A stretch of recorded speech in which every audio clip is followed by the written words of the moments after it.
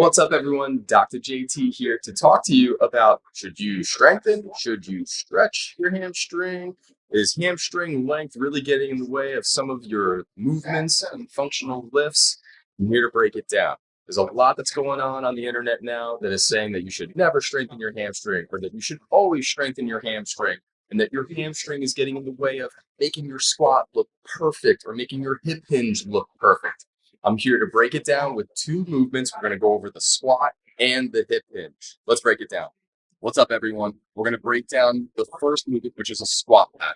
Now, there's a belief in the world with the PT field and the strength and conditioning field that when you get down into the bottom of your squat and there's a rounding of your lower back, otherwise called a butt wink, that can be attributed to shortening of your hamstring at the bottom of the squat. And it can predispose you to injuries like a herniated disc, lower back pain, and so on and so forth.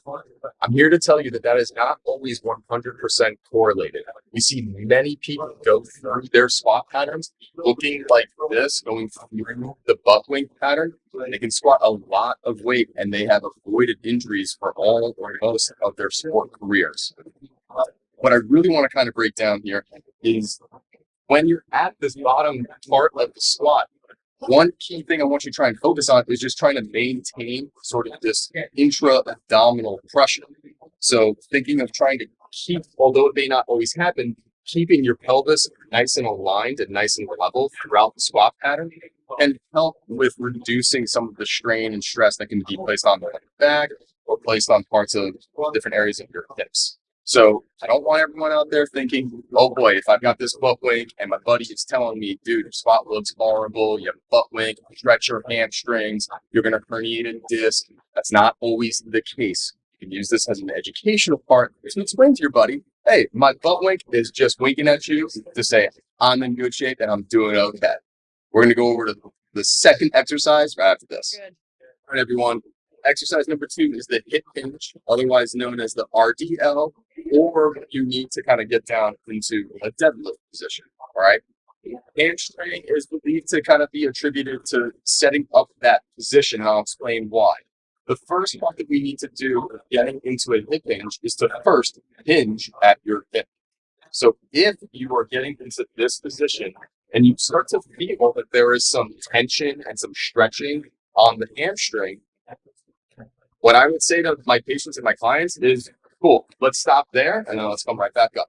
Because that could let us know that we're dealing with a little bit of limitation in the flexibility of the hamstring, or there's a little bit of tension in either the fascia or some neural tension that we need to work on to help that position get a little bit deeper. So instead of getting to here, we can get to here, the nice neutral spine, and make the lift look a little more sexy, for lack of better words. Now, you can lift in all different ways and still avoid injury. You see people all the time lifting like this or bending and squatting with rounded backs and all.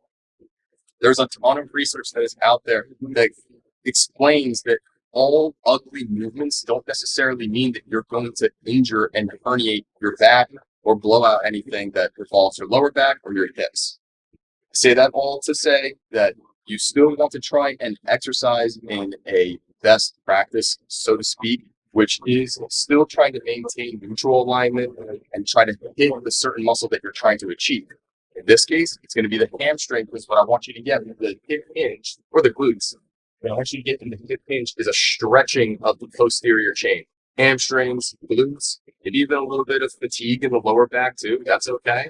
And the way that we're going to try to achieve that is to get into this position, making it look good, getting a little bit of that pulling there. This, as you can see, over time, if we can get lower, we can get into a position for a deadlift. So again, you see people lift with rounded backs, they never injure their back. So it's not always a one-off that lifting like this or lifting like this is going to either prevent injury all the time or injure you all the time. So use your best judgment. Try to work on maintaining neutral spine and try to work on focusing on the hamstring or the glute contraction that you're trying to get out of that exercise. We're here if there's any questions. Contact us, like us, subscribe on all our social medias. Thanks for listening.